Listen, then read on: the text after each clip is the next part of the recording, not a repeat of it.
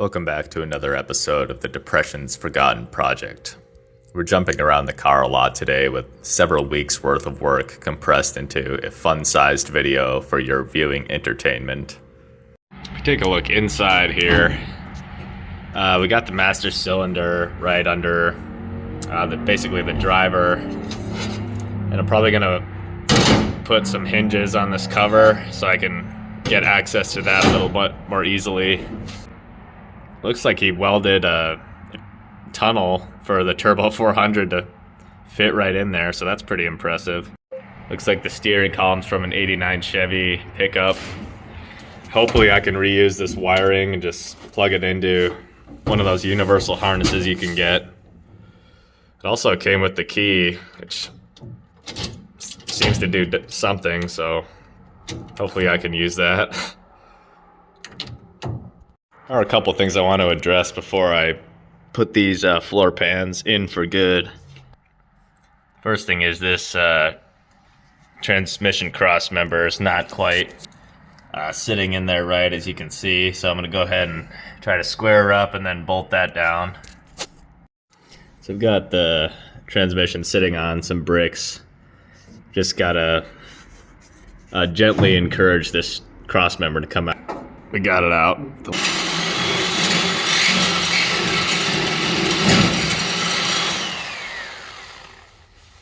That's a good sign when you can smell your drill.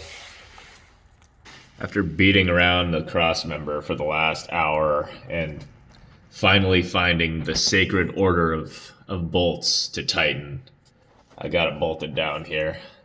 The joys of doing this with 1 foot of space it's exhilarating. I will now proceed to never touch this part of the car again. I hope this transmission works. I went ahead and replaced the filter and pan on our mystery Turbo 400. I'm also gonna run this hard fuel line all the way down of the frame rail. I've already bent it to get around that motor mount there.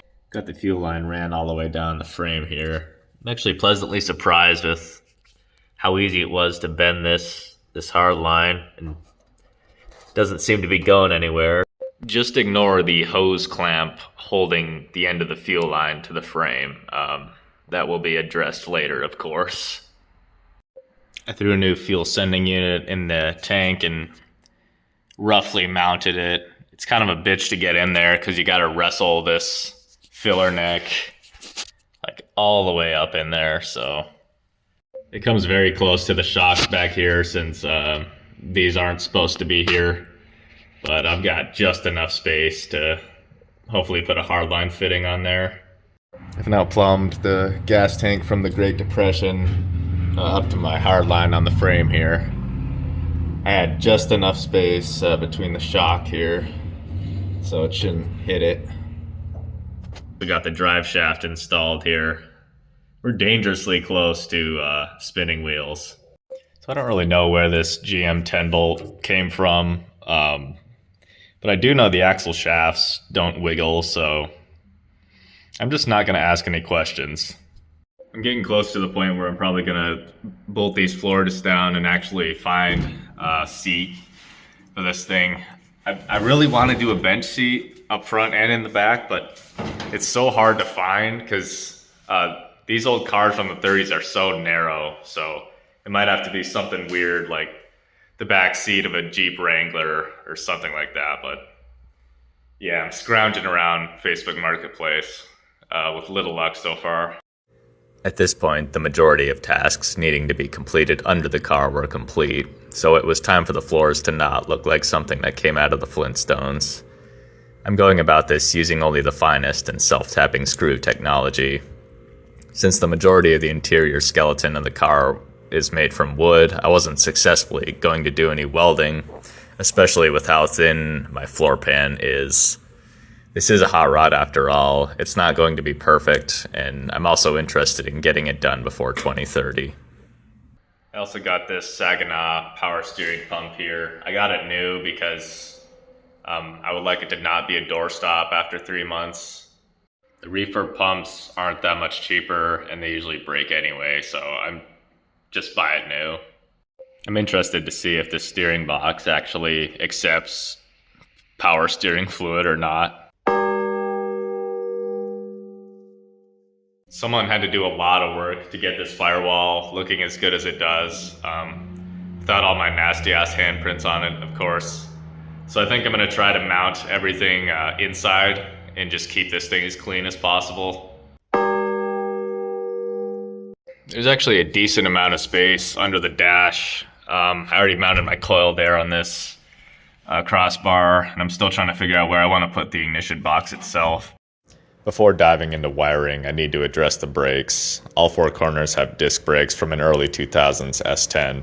The master cylinder was completely dry, so I'm going to start with just bleeding that by itself on the car.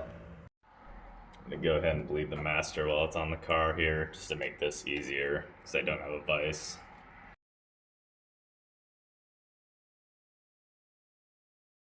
Got no more bubbles here, so I'm going to go ahead and hook up the master cylinder and then start bleeding each wheel. Never actually bled a brand new system that was completely dry before, but I think it should follow the same process. I'll be using the have no friends method this time. Naturally, starting at the brake farthest from the cylinder, which is the passenger rear. The idea is when I push the pedal, it'll push all the air just through the bleeder that I cracked through that line, and then the air will hopefully bubble up in this bottle. And as the pedal comes back up, it'll just suck up this fluid.